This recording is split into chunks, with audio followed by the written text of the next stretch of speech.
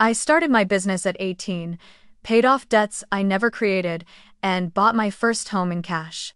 For the first time in my life, I thought I had finally outrun the shadow of the family that raised me. I thought peace was something I had earned. But peace lasted exactly 3 weeks, right up until the night a process server knocked on my door and handed me a thick envelope with my parents' names printed across the top. Inside was the lawsuit that shattered whatever innocence I had left. My parents and my younger sister were suing me for stealing the life my sister deserved. That was their claim. That was their revenge for the simple crime of refusing to sacrifice my future for hers. This is the story of how they tried to tear down everything I built and how I made sure they would never forget the day they chose to come after me. And before we begin, let me ask you this. If you were in my shoes, what would you do when the very people who brought you into the world try to drag you back down the moment you begin to rise? Where are you watching from? What time is it? And what story from your own family comes to mind as you hear this?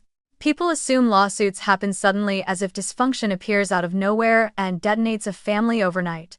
But nothing about the summons I received was sudden. It was the final echo of a childhood built on imbalances, so obvious I should have recognized them long before I did. I grew up in Raleigh, North Carolina, in a modest beige house on a street where every lawn looked the same, but every household carried its own flavor of quiet chaos. Ours revolved around one central truth. In the Brooks family, there was only one star, and it wasn't me.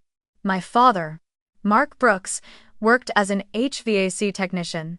He came home every night with dust on his collar and resentment in his eyes, grumbling about clients who didn't appreciate him and bosses who didn't pay him enough. He was the kind of man who equated sacrifice with ownership, and he repeated the same line to me and my sister so often it may as well have been the family motto: I raise you, you owe me. Remember that. My mother, Linda, was the polished counterpart to his roughness, a receptionist at a local clinic who treated the idea of a perfect family image like it was a second religion. She chose our clothes, staged our smiles for every photo, and measured her success by how convincingly she could present us as better than we were. She loved control, subtle digs disguised as advice, and comparison, especially comparisons that placed my younger sister, Chloe, on a pedestal so high it needed its own zip code. Chloe was the little star, the child who practically glowed from the moment she could walk. My mother put her in dance classes at 4, pageants at 6, musical theater camps at 8. By 13, Chloe had an Instagram account curated like she already had a PR team: perfect curls, perfect poses, perfect captions about manifesting dreams. My mother took the photos, edited them, wrote half the captions, and bragged about her like she was an investment expected to mature into peak profitability, and maybe she was at least to them. I, on the other hand, was the older child, the quiet one, the organized one, the one who could sit with a notebook for hours rearranging schedules, tracking imaginary budgets, and building spreadsheets long before I knew what spreadsheets technically were. I loved structure in the same way Chloe loved spotlight. At 8, I organized our pantry by category and expiration date. At 10, I was solving the logistical nightmare of my mother's appointment book. By 12, I could break down a problem into systems faster than most adults. My parents didn't see talent in that. They saw utility. From the moment I was old enough to hold a spatula or measure laundry detergent, I became the designated helper: chores, cooking, babysitting Chloe, prepping lunches, cleaning up after everyone. You're the big sister, my mother said every time I asked why Chloe didn't have to do the same. You sacrifice so she can shine. That's how it's supposed to be. It starred many time. Their version of supposed to be colored everything. Chloe got summer camps, dance intensives, acting workshops. I got a part-time job at a corner store at 14 because, as my father said, you're old enough to contribute. Chloe's birthdays involved themed parties, balloons, elaborate cakes, and photo shoots. Mine were usually a grocery store cupcake with a candle and a reminder that we need to save money for Chloe's opportunities. Even writing this now, I can still hear my mother's dismissive voice when I once mentioned wanting a proper birthday celebration too. Not everything has to be equal, Olivia. Some kids have bigger futures. But the comments that carved the deepest grooves into me were the ones said casually, as if they were truths too obvious to question. My father's favorites. Chloe's the one who'll make it big. She's got real potential. You're practical, live your job is to stay steady, so she can fly. My mother's personal classics. Your sister has talent. You're the reliable one. Chloe's meant for New York or LA. You'll do fine with a local office job. And the worst. A good life should go to the one who knows how to shine. Meaning Chloe. Always Chloe. The strange thing is, I didn't resent her not then, at least. You can't resent a kid who's simply soaking up the attention handed to her. She didn't choose favoritism. She breathed it the way plants breathe sunlight. She grew in its warmth. Meanwhile, I stayed in the shade, taught that my value came from being sturdy, responsible, and quiet. Still, school was my escape. The one place where no one saw me as a background character. In high school, teachers began to notice my ability to structure chaos. I reorganized our business club's entire event calendar one afternoon, and participation doubled. I redesigned the volunteer sign-up system for a school fundraiser, and the principal asked if I'd consider helping with other events. But the moment that shifted something in me happened junior year, in the counselor's office. Miss Hanley flipped through my grades, club work, and a system I'd built to track student service hours more efficiently than the software the school used. She looked up at me with genuine surprise and said, "Olivia, you think like a business owner. Do you realize that you're solving problems adults get paid to solve?" No one had ever said something like that to me. The idea that I had something special, not useful, not convenient, not sacrificial, but valuable, made my chest feel too tight for a moment. When I came home and told my mother about it, hoping for even an ounce of pride, she didn't even look up from her phone. "Don't get ideas," she said. "This family has room for one star. You know that." Then she smiled sweetly at Chloe, scrolling through her Instagram feed beside her, and added, "Focus on helping your sister. She's the future of this family." That was the rhythm of our home, one dream fed, one dream starved, both justified as fate. By the time I reached the end of senior year, the invisible script of my life had already been written for me, or at least my parents thought so. College acceptance letters arrived in thin envelopes and thick ones, and while my classmates celebrated offers and scholarships, my parents sat me down at the kitchen table with the kind of seriousness that usually precedes either a funeral or a debt confession. My father folded his arms, my mother clasped her hands like she was delivering bad news she'd already made peace with. "We've talked about this," she began. "Whatever savings we have needs to go toward Chloe's acting program in Los Angeles. It's her shot. Her dream. You understand." Then my father added, "Community college is good enough for you. It's responsible. You can work and study at the same time. That's what practical kids do." Practical. That word again, the polite synonym for less deserving. The label that explained every limitation they placed on me. I didn't argue. With them, there was no point. But inside, something tightened, a small knot of defiance I didn't yet recognize as the beginning of my true life. So, I enrolled in Wake Tech Community College and started searching for part-time jobs.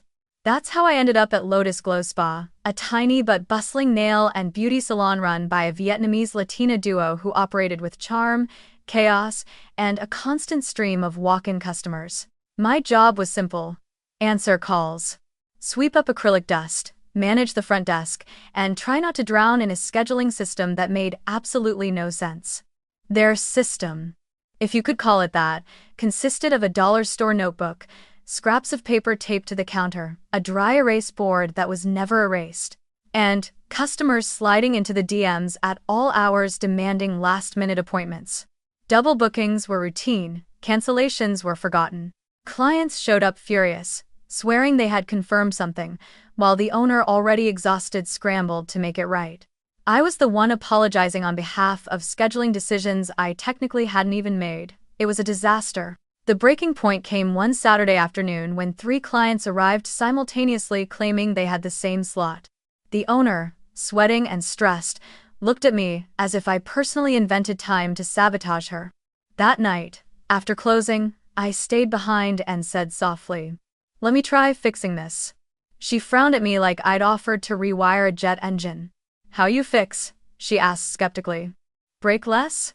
Chaos is normal here." But she let me try. I took photos of every note, every scribbled page, every DM request. Then I went home, opened my ancient laptop, its fan wheezing like an asthmatic squirrel, and built a simple, color-coded booking spreadsheet.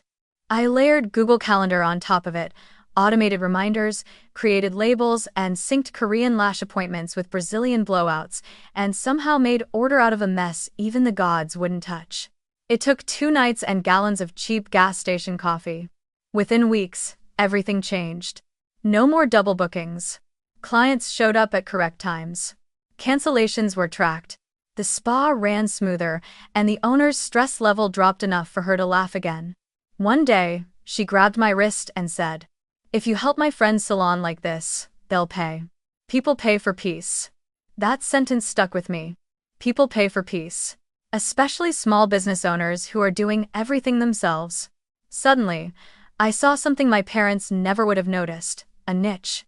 Immigrant women, working class owners, single chair stylists, tiny spas, budget salons, they all needed help with the part of the business no one sees. Scheduling, billing, data, workflows, organization. They didn't need fancy corporate software priced like a mortgage. They needed something functional, affordable, and built by someone who actually understood their world. One night, I sat on my bed, laptop balanced on my knees, surrounded by spreadsheets, YouTube tutorials, and half-eaten pretzels. I didn't know the first thing about creating a business, but I knew how to take chaos and turn it into clarity. That was something Chloe could never do, no matter how perfect her photos looked. I spent hours researching booking systems, comparing free and low-cost tools, experimenting with online forms, building templates, organizing data fields, figuring out ways to automate reminders and reduce no-shows. I dove into Notion before it became trendy, stitched together workflows using Google Forms, filtered customer lists, and built the early frameworks of what would one day become Backstage Ops Co. At the time, though, it was just me and my old notebook, sitting in the glow of a cheap desk lamp, scribbling names that sounded too corporate or too bland. Nothing felt right until I stopped and asked myself a question I'd never dared to ask before. If Chloe is the star, if she is always the one who gets the lights, the applause, the attention, then what am I? The answer came naturally. I was the one backstage. The one making things work, the one fixing the broken pieces others never noticed. And suddenly, it didn't feel like a curse. It felt like a brand. On a blank page, I wrote 2 words: Backstage Ops. And for the first time in my life, I didn't feel like the extra child. I felt like someone who could build something real, something that belonged only to me. Backstage Ops didn't begin as a company, it began as a survival instinct disguised as a side hustle. After Lotus Glow Spa spread the word, a couple of small salons reached out asking if I could do that scheduling thing for them too. I didn't have a business plan or a pricing model, just a growing sense that people were willing to pay for the one skill I'd spent my whole life perfecting: making chaos make sense. So I created my first packages. They were simple: an online booking setup, a cleaned-up customer list, a basic income expense tracker, but to the women who ran these places, it felt like magic. I charged between $200 and $500 for setup, depending on how tangled their existing system was, plus a small monthly maintenance fee. At 18, earning even $200 from something I built with my mind felt unreal. By the time I started my first semester at Wake Tech, I was juggling school, the spa job, and freelance work for 2 additional salons. Then came a therapy practice, a quiet, sunlit office run by a licensed counselor who needed help organizing her HIPAA-compliant scheduling. That project forced me to learn the law, the rules, the security requirements, and I remember thinking, this is what school should feel like: learning something real because someone actually needs you to. My parents didn't see it that way, they only saw the checks. Suddenly, I was bringing home $600 to $800 a month, more than my mother earned during her evening shifts. The first time she realized that, she laughed, but the amusement faded quickly into calculation. "Well, look at you," she said with a tight smile. "Making more than your mama. Since you're doing so well, Starting next month, you'll contribute $300 toward the house. My father chimed in without missing a beat. Your sister needs to enroll in that acting intensive. Don't you want to support her dream? I nodded because that's what the eldest daughter does when she's been trained her whole life to absorb responsibility like a sponge. But something in me tightened again, that same nod of defiance from senior year. I opened a separate savings account they didn't know about and started keeping part of my earnings there. The rest I handed over every month, watching it vanish into Chloe's next class or next costume or next curated dream. Meanwhile, our household functioned on two completely different realities. Every night after dinner, I sat hunched over my old laptop until 2, sometimes 3 in the morning building workflows, updating client calendars, handling cancellations, learning new tools, reading textbooks, finishing assignments. That laptop wasn't fast, but it felt loyal, the one place in the house where I had full control. I studied business administration by day and quietly built a business by night. I became the girl who answered emails at bus stops, reorganized client databases during lunch breaks, and edited spreadsheets during lectures without the professor ever noticing. Chloe, on the other hand, lived inside a world that required nothing from her except performing glamour. She live-streamed TikTok hauls from her bedroom while my parents delivered breakfast to her door like she was a princess recovering from a long illness. She slept until noon because content creators keep different hours. She filmed auditions in the living room while my mother adjusted the lighting and my father held the ring light. And whenever I passed by, overheard whispers slid under the door. Chloe really has something. She's special. Unlike Olivia, she was born to shine. It was bizarre to grow up in a house where everyone believed one daughter was destined for greatness purely by design, while the other me was considered a handy appliance. But clients didn't treat me like an appliance. They treated me like someone who solved real problems. They referred their friends. They recommended me in local Facebook groups. They wrote reviews talking about how much calmer their workdays felt. Slowly, backstage ops expanded into something that resembled a true business. 5 or 6 clients, small but steady monthly income, and a growing sense of independence I'd never experienced before.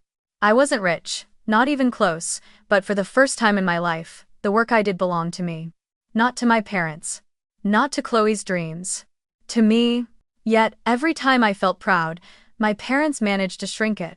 That little side job is nice, my mother would say while folding Chloe's audition outfits, but when are you going to get a real job? Something at a bank or an office? Something stable? My father nodded, like he was granting a lecture. At least Chloe aims high. You're so practical, it's boring.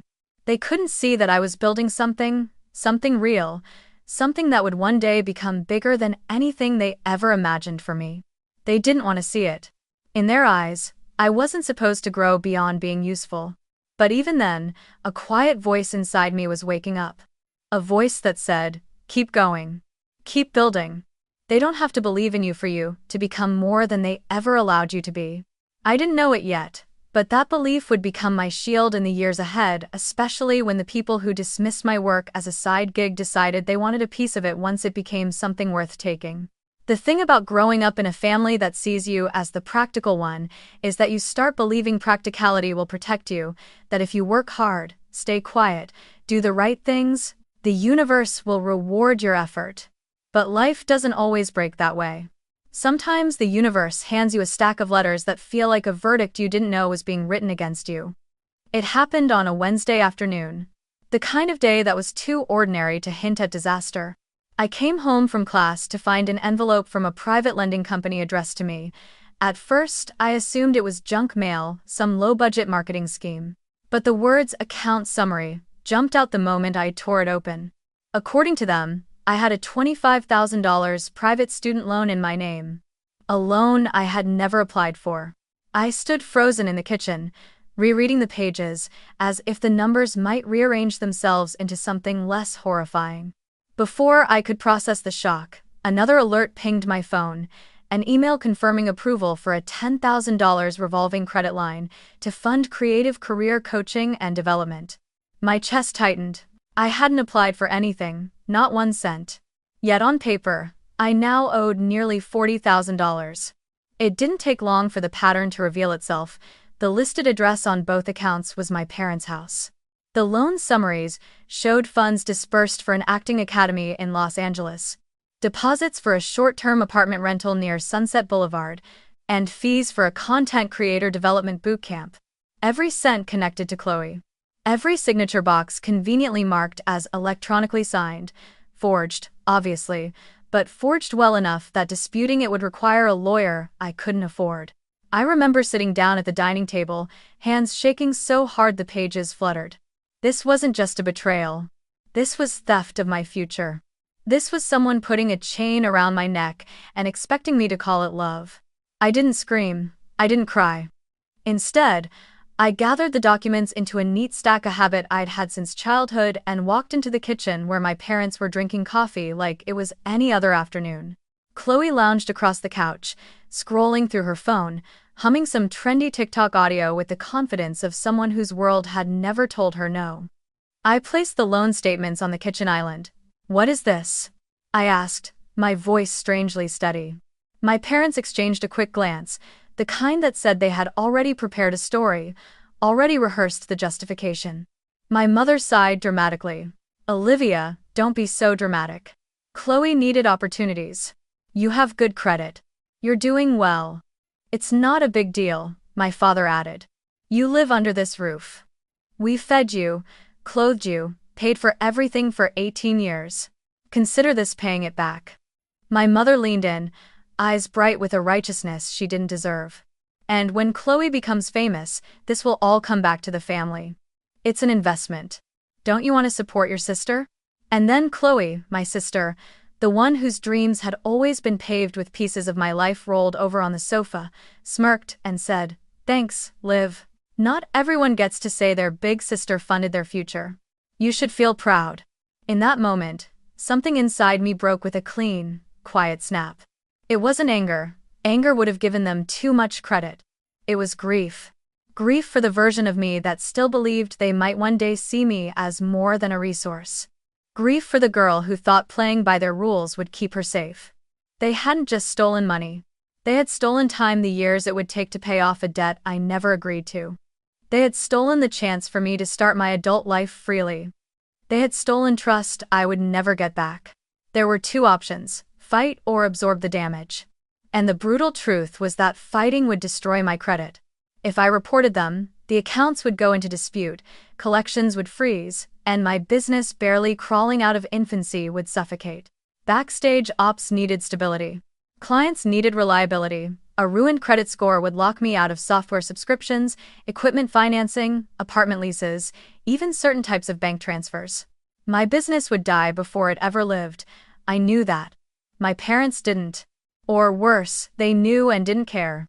And so, for the second time in my life, but the first time with full awareness, I chose to clean up a mess they made to protect a future they never believed I deserved. That night, I packed 2 duffel bags.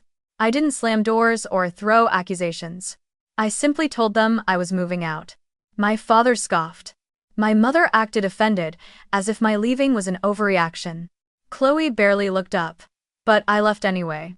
I rented a tiny room in a shared apartment with 2 college girls I barely knew.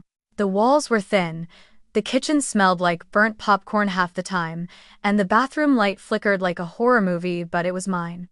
And as I sat on my new, creaky twin mattress, surrounded by loan statements and my old laptop, I whispered to myself, "I didn't make this debt, but if I don't manage it, it will drown me.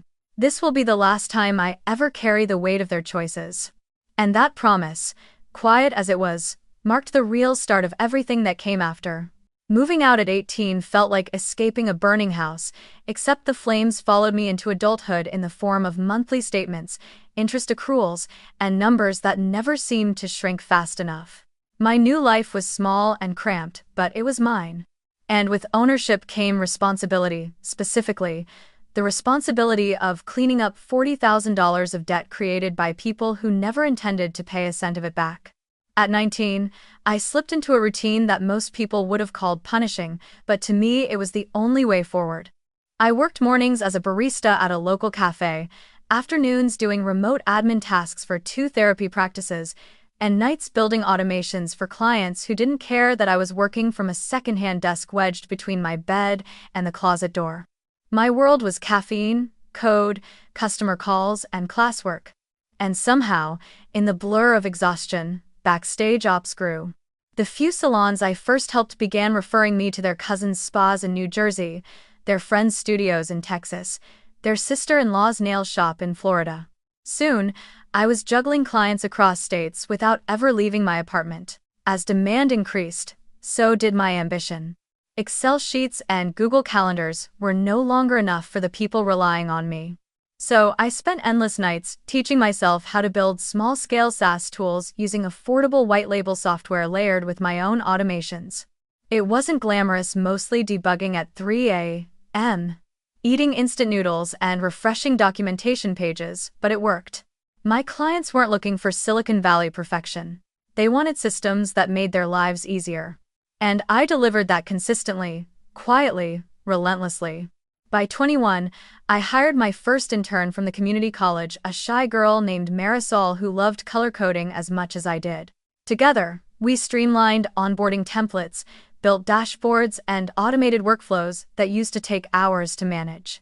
A year later, Marisol became my first full-time employee, and backstage ops officially shifted from Olivia doing everything to Olivia leading something. My income grew, but my spending didn't. I lived in the same tiny rented room, drove an old Honda that coughed every time it climbed a hill, and declined every invitation to weekend trips or trendy restaurants. My debt tracker, a color-coded Excel file, was the thing I checked more than my own reflection. Every month I updated the numbers, payment amount, remaining balance, interest impact. It was a private ritual, a personal countdown to freedom. In the meantime, my parents sent periodic updates that felt more like taunts than attempts at connection. A text from my mother. Chloe almost got a supporting role today. So close. Think positive for her. Another from my father. She needs new headshots, professional ones this time. It's all part of investing in the family's future. And occasionally, remember, this debt is yours. It's in your name. Take responsibility. Not once did they apologize. Not once did they ask if I was okay. To them, I was still a resource, not a daughter. But life outside that toxicity slowly expanded. Backstage ops turned into a reliable engine. My name began to circulate in small business communities. At 23, a journalist from the Raleigh Business Ledger interviewed me for a feature called The Quiet Genius, helping salons compete with big chains. I didn't think much of it until the article came out and my inbox exploded. Dozens of new inquiries. Opportunities to scale, workshops, partnerships. For the first time ever, the world outside my family saw my value without needing to diminish it to elevate someone else. And that validation lit a fire in me, a steady one, the kind that fuels long-term creation. Even as the business grew, the debt remained my anchor, a heavy one, but steadying in its own way. Every payment was a reminder of what I survived. Every dollar sent to those accounts was a refusal to let their choices define my entire future. Little by little, the numbers shrank. I watched the balance dip under $20,000, then $10,000, then $5,000. I remember the night Marisol and I finished a major migration project for a chain of 3 spas, and I paid off the final $800. I sat alone afterward, the email confirmation glowing on my screen. For 6 years, every free dollar I earned had flowed into a black hole created by people who insisted they loved me. But now, that hole was closed, sealed, done, powerless. At 25, for the first time in my adult life, my income belonged to me. Fully, completely, unequivocally. And the business? It was thriving. I had savings, not huge, but steady. Backstage ops had a full client roster, a predictable revenue stream, and a reputation for reliability among small business owners who didn't trust big software companies. Around 26, I did something I once believed was impossible. I looked at my bank account without fear. I didn't know exactly what I wanted next, but I knew one thing with absolute clarity. For the first time in years, I wasn't trying to climb out of a hole someone else pushed me into. Every dollar I earned no longer disappeared into debt collectors' pockets. It could build something. A future, a foundation, maybe even a home. And standing on the edge of that possibility, I realized something both simple and profound. After years of being used as the fallback child, the practical daughter, the provider, the one who fixed everything, I was finally building a life no one else could claim credit for. Or so I thought. When I turned 26, I walked into a quiet credit union on a warm spring afternoon and did something no one in my family had ever imagined I could do. I bought a house, a small, one-story place on the outskirts of Raleigh, nothing fancy, nothing viral-worthy, but it had a fenced backyard, a creaky front porch, and enough sunlight in the living room to make the walls glow. It needed work. Plenty of it, but after 6 years of watching every dollar, repairing other people's systems, and living in rented rooms I never truly belonged to, I wanted a place where the floorboards creaked under my feet because they recognized me. The teller slid the cashier's check across the counter, and when I signed for it, my hand trembled. Not from fear, but from disbelief. No mortgage. No cosigner. No one to take the credit. It was the first time I made a life-altering decision without asking for permission or bracing for criticism. As I tucked the receipt into my folder, my father's voice echoed in memory. "You'll never have anything without us." And yet here I was, keys in my palm, sunlight on my shoulder, holding proof that I had built something entirely on my own. Renovations turned into a kind of ritual healing. My small team from Backstage Ops came over with pizza, an electric drill, and a playlist that made sanding drywall oddly therapeutic. Marisol painted the living room while lecturing me about color palettes. Jake, one of our interns turned contractors, installed floating shelves with the precision of a surgeon, and my friend Sam steady, calm, and annoyingly observant repaired a squeaky door while teasing me about finally owning a place that didn't share a wall with strangers. There was no romance in it, only companionship, and a slow rebuilding of trust in humanity that I hadn't realized I needed. I planted my first batch of herbs in the backyard, hung string lights on the porch, and watched the house transform into something no one else could claim. But good news, like bad news, travels fast in Raleigh. My old neighbor, Mrs. Patterson, the unofficial broadcaster of everything within a 3-block radius, saw an online post celebrating my business milestone and shared it with half her church group. 2 days later, my phone lit up with a call from my mother, her voice unusually soft, almost syrupy. "Honey, we heard you bought a house. That's wonderful. Your father and I are so proud. We should do a little family brunch to celebrate your new home and Chloe's big opportunities coming up. How about this Sunday?" Pride. The words sounded foreign coming from her, like she had borrowed someone else's vocabulary. Still, part of me, the foolish, childlike part buried under years of practicality, wanted to believe it. Maybe, I told myself, this was a turning point. Maybe we were finally becoming a normal family. The brunch took place at a charming little restaurant downtown, the kind with exposed brick, plants in hanging baskets, and overpriced lattes served in handmade mugs. My parents arrived dressed as if they were posing for a magazine spread on picture-perfect American families. Chloe wore a soft pink dress, her hair curled meticulously, as though a photographer might leap out from behind a ficus at any moment. The moment we sat down, the performance began. They talked about Chloe's career momentum, how an agent had liked her audition tape, how Los Angeles was practically calling her name. They glossed over the years of unpaid rent, failed auditions, skipped classes, and excuses. Instead, they packaged her life into a glittering narrative of imminent success. Then came the lines that hollowed my stomach in that quiet, familiar way, the way only family can. "You know," my mother said, tapping her mimosa glass, "it's lucky you've kept that little backstage." What is it? Backstage something? Anyway, thank goodness for it. The family really needed stability while Chloe pursued bigger dreams. My father nodded. "You helped us carry the load. That's what families do, right?"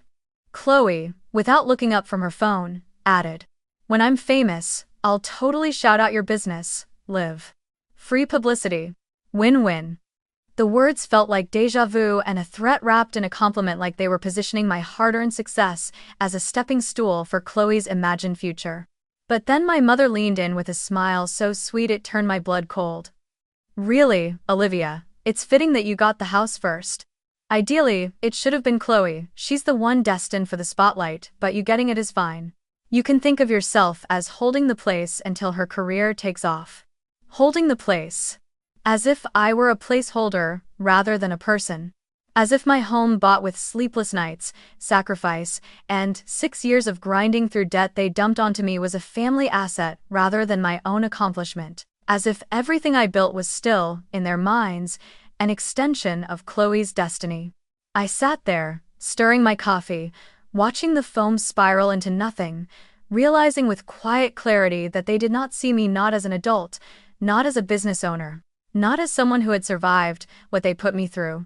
To them, I was still the fallback child, the workhorse, the backstage hand whose existence made the real star shine more brightly. Yet, my naive, bruised heart whispered, maybe this is still progress. Maybe showing up is the first step toward healing. Maybe they're trying. Hope is stubborn like that. It stands in the doorway long after the room has shown it the exit. I left the brunch feeling conflicted, warm enough to think reconciliation was possible, cold enough to sense the ground shifting beneath my feet. I didn't know it then, but that brunch wasn't reconciliation. It was reconnaissance. They weren't celebrating me. They were calculating. And soon, I would find out exactly what they were preparing to take. A few quiet weeks passed after the brunch, and for the first time in years, I felt a sense of rootedness settle into my bones. One early Saturday morning, I stepped onto my porch with a mug of coffee, watching sunlight spill across the shingles of my little house. That moment, bare feet on warm wood, the hum of cicadas in the distance, the smell of freshly cut grass drifting over from a neighbor's yard, felt like a life I had built from nothing but grit and stubbornness. For the first time, I allowed myself to feel it fully. This is mine. No one can take this from me. I was wrong, of course, but I didn't know that yet. The doorbell shattered the calm. Not the casual ding-dong of a neighbor stopping by. This was a firm, deliberate press, the kind that announces something official. When I opened the door, a man in a windbreaker stood on my porch, holding a thick envelope. "Olivia Brooks?" he asked. I nodded. He handed me the packet. "You've been served," he said, then walked away without ceremony. The words echoed in my skull as I stared at the envelope. Served, lawsuit, plaintiff, defendant. It all collided in a nauseating blur as I tore it open. My parents' names stared back at me first. Then Chloe's. All three listed as plaintiffs. My hands went cold. My heartbeat stuttered. I sank onto the porch steps and forced myself to read. According to the complaint, my parents and Chloe were claiming that I had built backstage ops using family resources, including living in their home, using their internet, and receiving early business connections from my mother's acquaintances, claims so inflated they bordered on fiction.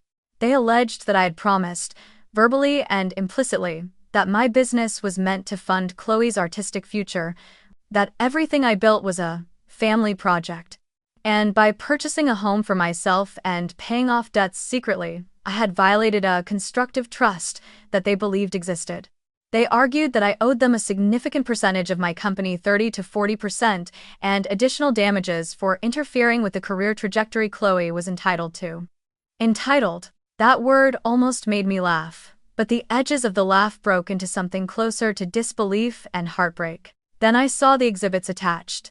Chloe had included snippets of a high school assignment I had written, my early concept for streamlining small business operations, with her handwriting scribbled over the margins as if she had contributed to the idea. She had also provided screenshots of text messages between us, strategically cropped to twist my words. One message where I had said, "Don't worry, I'll help however I can," during one of her meltdowns, now appeared to be me promising to financially support her entire career. Another message, cut before the sentence ended, seemed to say I would make sure she never had to worry about money, when the full version actually continued with, "From dad and mom guilt-tripping you into their scripts." It was a masterclass in manipulation, and it hurt less because of the legal implications than because it showed how deeply Chloe misunderstood and misused me. By the time I reached the final page of the complaint, my coffee had gone cold, and the morning sunlight no longer felt warm. Grief settled over me, not grief for the lawsuit itself, but grief for the family I kept hoping might exist if I tried hard enough. That fantasy was dead, and this lawsuit was the burial.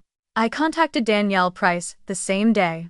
She had once offered pro bono guidance to small business owners and had a reputation for cutting through nonsense with a surgeon's precision. When I arrived at her office, she scanned the documents with quick, sharp eyes, pausing only to raise an eyebrow or let out a short, disbelieving sound that almost resembled laughter. "If this were a TV pilot," she said finally, leaning back in her chair, "the studio would reject it for being too unrealistic." A family suing their daughter because she didn't bankroll a sibling's influencer dreams? Constructive trust based on implied emotional obligation? Chloe claiming she invented your business concept by doodling on your homework? It's absurd. But, unfortunately, she tapped the papers. Absurdity doesn't mean they can't make your life difficult. I swallowed hard. Can they win? She shook her head. Legally? Their case is flimsy. But winning isn't their objective. They want to scare you into settlement. They want a payout, they want control, and they want the narrative. She folded her hands. This isn't about law. This is about entitlement weaponized through litigation. For a moment, the old Olivia, the one raised to bend, to accommodate, to keep peace at any cost, felt the urge to say, "Maybe I should settle, maybe giving them something will make this stop." The thought slithered through me, like a reflex I hadn't yet unlearned. But then I remembered the loans they took in my name. The 6 years I spent clawing my way out of debt they created. The brunch where they spoke as though my entire life were a temporary placeholder for Chloe's. And the porch, the sunlight, the quiet sense of home I had finally claimed. "No," I said quietly, surprising myself with how steady my voice sounded. "I'm not paying for their choices anymore. Not financially. Not emotionally, not legally." Danielle's lips twitched into something like approval. "Good. Then we fight." And just like that, a new chapter began, not the one they scripted for me, but the one I would write for myself, line by line, boundary by boundary. The lawsuit wasn't the end of anything. It was the beginning of my refusal.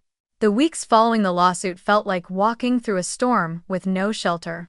Every day brought a new wave of chaos, some expected, some jaw-droppingly petty, but all of it deliberately crafted to break me down.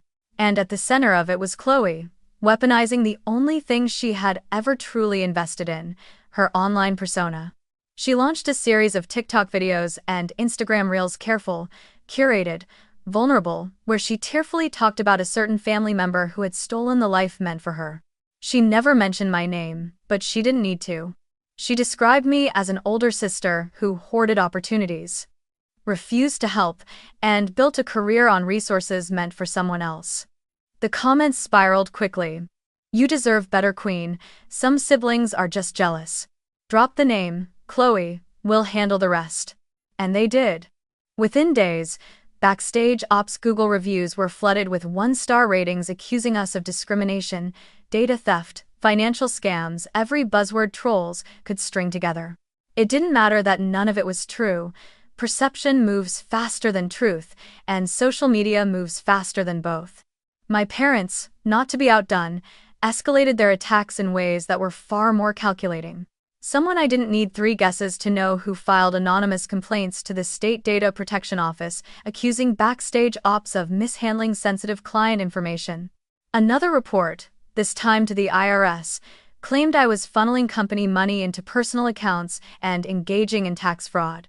These were not TikTok tantrums. These were federal-level accusations that, even when baseless, trigger real investigations. Within a week, I began receiving calls and letters from agencies informing me that preliminary inquiries had been opened. Nothing ruins your morning coffee like reading the phrase "possible audit pending review." Clients began reaching out, nervous and confused. "Olivia, is everything okay? We're seeing some strange reviews. We got an email warning us about your company. Was that fake?" Some of them spoke gently, others more bluntly. But the underlying message was the same. Explain yourself. Prove you're trustworthy. And though none of this was my fault, I understood their fear. They trusted us with their booking systems, customer databases, financial records. Any hint of instability threatened their livelihoods. My family knew that. That was exactly why they targeted it. Instead of spiraling, I gathered my team. We held an emergency meeting, just 6 of us crammed into my small home office, faces lit by the glow of laptops. I told them the truth. Not the polished, distant version I used to recite when people asked about my family situation, but the real truth: the loans, the lawsuit, the smear campaign. To my surprise, no one recoiled. If anything, they leaned closer. Marisol put a hand over mine and said, "Then we stand with you." Jake nodded fiercely. Backstage ops didn't survive 6 years of scraping by just to die, because your family can't handle your success. We built a plan. First, we scheduled a transparency-driven Zoom call for all our major clients, salon owners, therapy practices, small clinics, dozens of hardworking people whose trust meant everything to me. When the call began, dozens of faces filled my screen. My throat tightened, but I forced myself to speak calmly. I explained that my family was attempting to use them as leverage in a private legal dispute. I reassured them that no data had been breached, no financial misconduct existed, and that our systems had already been submitted to an independent third-party audit. When Danielle joined the call to confirm that the accusations were part of a retaliatory harassment pattern, several clients nodded with fierce sympathy, as if understanding too well what it meant to have family turn against you. Afterward, we sent out a detailed email to all clients summarizing the situation, attaching the letter of clearance from the preliminary data audit, and committing to full transparency throughout the legal process. Some clients left. It stung, but I didn't blame them. Fear is human. But many more stayed, and the ones who stayed became something like a shield around me. One salon owner in Austin messaged me privately after the call. "If you won't let your own parents walk all over you, I know you won't let anyone walk over your clients. I'm staying." Her words landed deeper than she knew. Amid all this, I felt something shifting inside me. Not anger. Anger was familiar, worn out, predictable. This was something steadier, heavier, more grounded. For years, my survival strategy had been silence. I never told clients about the chaos at home, never complained, never admitted that the debt I was drowning in wasn't even mine. I thought preserving the idea of a normal upbringing protected me. Instead, it trapped me. Silence had made me small. And now, confronted with an onslaught of lies, I realized that the only way out was to stop protecting an image of a family that had never protected me. I spoke up, calmly, factually, firmly. I told the truth, without shame and without theatrics. And for the first time, the world didn't fall apart when I did. Instead, people reached back. Clients sent messages of support. My team worked overtime to counteract the fake reviews. Danielle dismantled every complaint with surgical precision, and I stood in the open, unshielded, and found out I wasn't as breakable as I thought. It was strange, almost poetic. The more my family tried to bury me under noise and lies, the more clearly I began to see myself. I wasn't the shadow sister, the backup plan, the support beam holding up someone else's imagined future. I wasn't the child who kept quiet to keep peace. I wasn't the girl who owed her life to people who only recognized her value when they wanted something. I was someone who could face a storm without collapsing.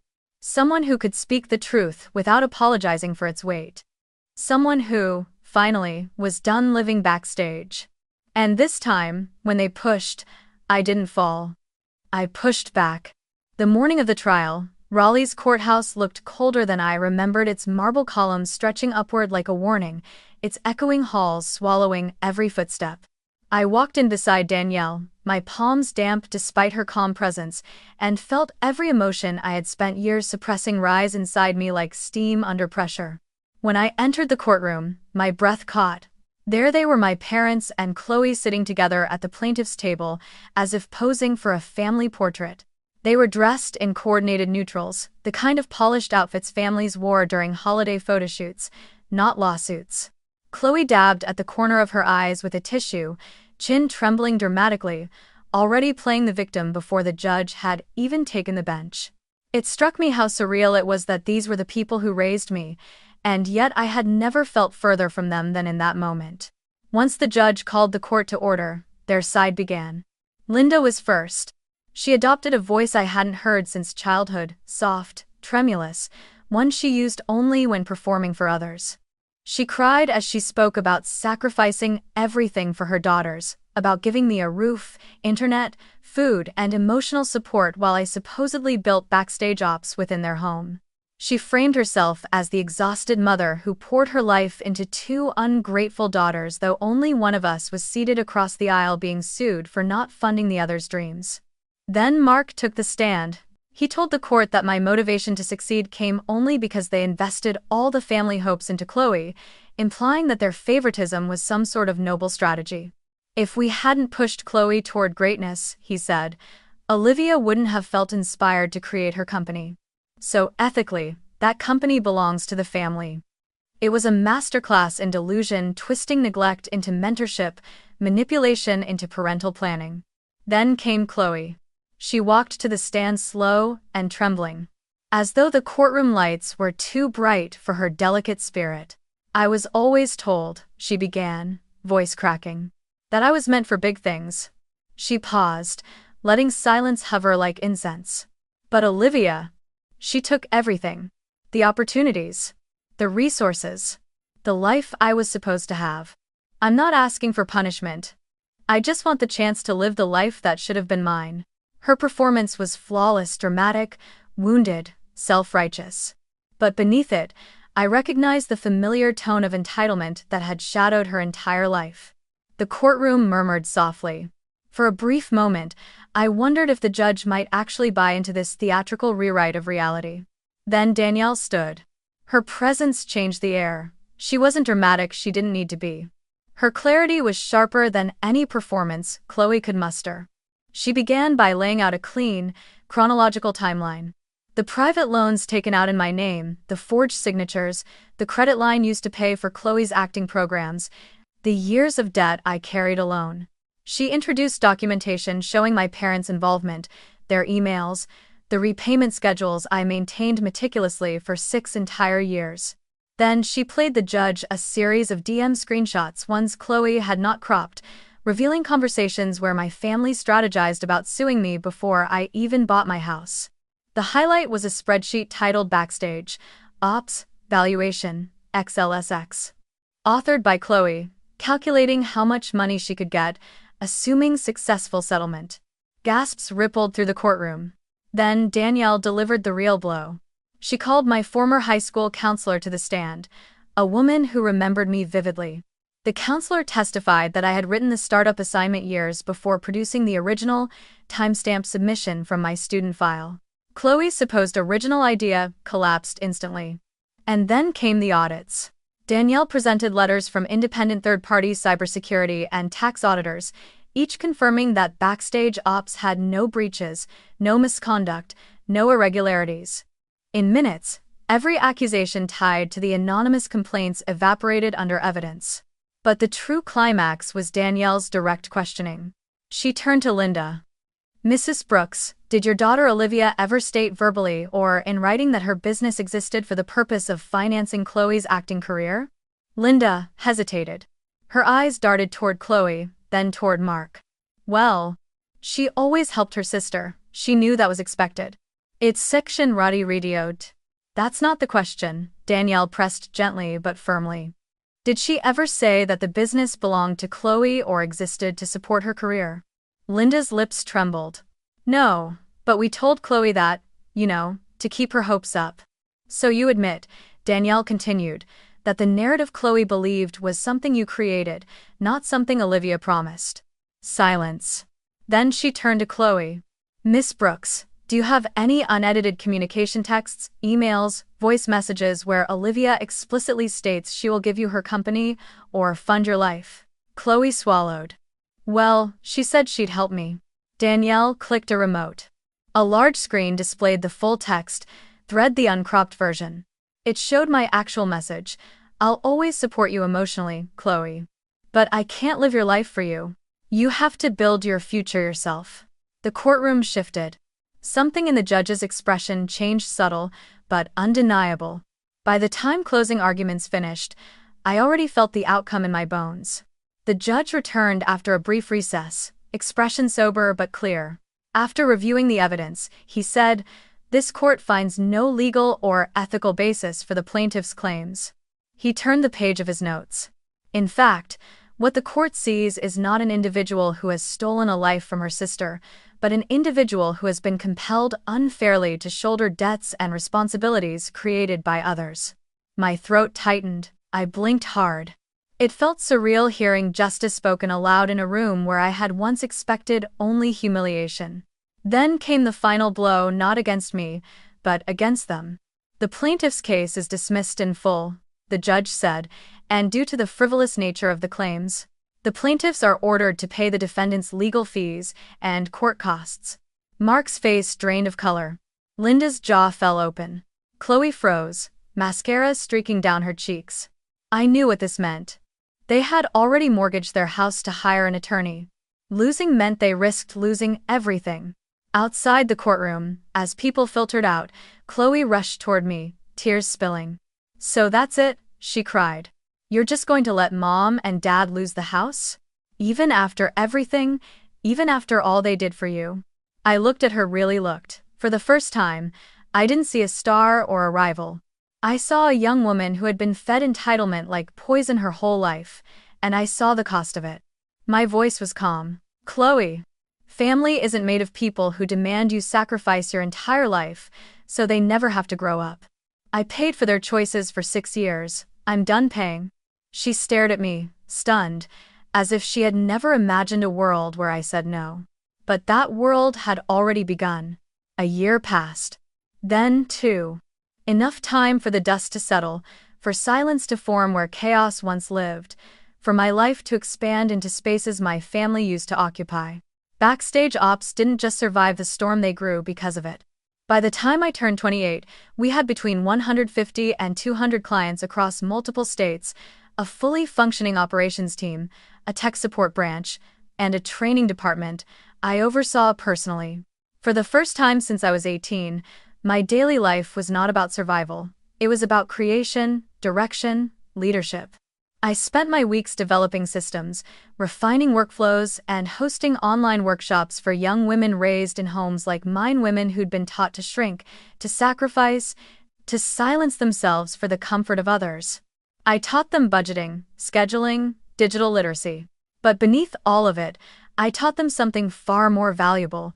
You are allowed to build a life that does not revolve around the people who take you for granted. My home changed too, slowly transforming from a place of exhaustion into a sanctuary.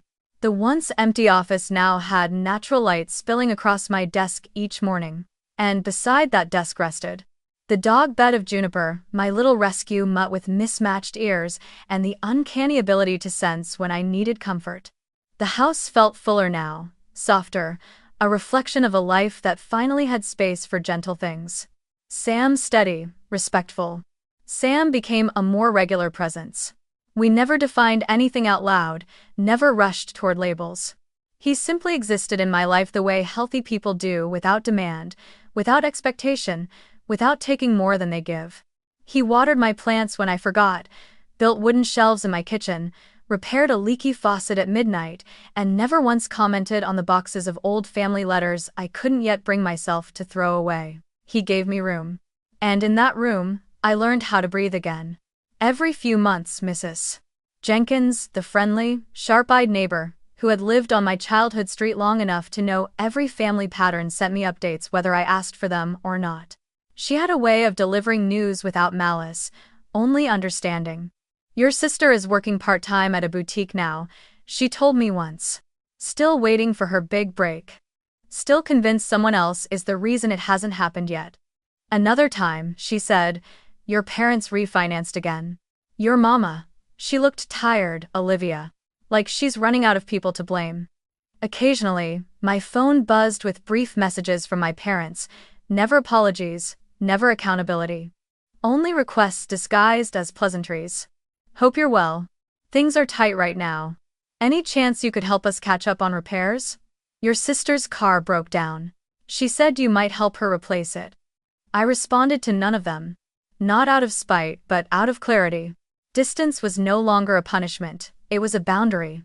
And healing requires boundaries the same way bones require casts, to keep things aligned long enough to grow back stronger.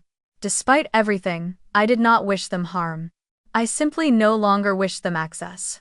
One late autumn evening, while Juniper snored lightly on the couch and a pot of tea cooled beside my keyboard, I opened my email to find a message from a young woman in Ohio. She wrote that she had grown up as the forgotten child in a family that glorified her younger brother. She described birthdays spent alone, accomplishments dismissed, her labor taken for granted, her dreams belittled. And then she asked a question that pierced straight through me. Is it selfish to want a life that belongs to me and not to them? I stared at the screen for a long time. It was a question I had spent half my life afraid to ask, because the answer felt like a betrayal. But now, with years of distance and healing separating me from the girl I used to be, I finally knew what to say. I wrote back, "No. It is not selfish. It is necessary. You do not owe anyone your entire life simply because they gave you a beginning. Your family's expectations are not your destiny. Their disappointments are not your responsibility. Your success does not require you to pay a toll, so they can avoid the consequences of their choices. Wanting a life of your own is not abandonment. It is adulthood, it is survival. And it is the only way to break the cycle that tried to shape you into someone small enough to control. Boundaries are not cruelty, they are protection. They guard the parts of you that were never allowed to exist before. And if you fear stepping into a life that belongs to you, let that fear be the sign that you've spent too long living for someone else." I hit send. And as the message disappeared from my outbox, something in me loosened something that had been clenched for years. Later that night, I stepped into my backyard, breathing in the crisp air. The garden beds I had built the month before were beginning to take shape, tiny green sprouts pushing up through the soil, delicate but determined. Growth. I realized, never looks dramatic when it's happening. Only when you look back do you understand how far something has stretched toward the sun. I stood there under the string lights I had hung with my own hands, feeling the quiet settle in around me, not empty quiet, but peaceful quiet. The kind that fills rather than suffocates. I thought about the girl I used to be, the one who believed that if she worked hard enough, sacrificed enough, became useful enough, her parents would choose her someday. They didn't. They chose their myth about Chloe, their fantasy of a shining star, their belief that love was conditional and hierarchy was natural. And for a long time, that truth devastated me. But now? Now it freed me. Because their choice had nothing to do with my worth. And my choice to step away, to build a life without their hands on the steering wheel, had everything to do with my survival. As I watered the small sapling I had planted near the fence, I whispered a truth that had taken me nearly 3 decades to understand. I get to exist as myself, not as a foundation for someone else's dream. If you, listening to this, are wondering whether you have the right to walk away from the roles your family forced on you, to say no, to choose yourself, to build a life that reflects your own desires and not their expectations, here is your answer. Yes, you do. You have the right to step out of the shadows of other people's dreams. You have the right to a life that is fully yours. You have the right to heal, to grow, and to become someone your younger self would finally recognize. And as I looked across the backyard of the home I bought with my own hands, breathing air that no one else claimed a piece of, I felt peace settle over me like sunlight. My life no longer belonged to them. It finally belonged to me.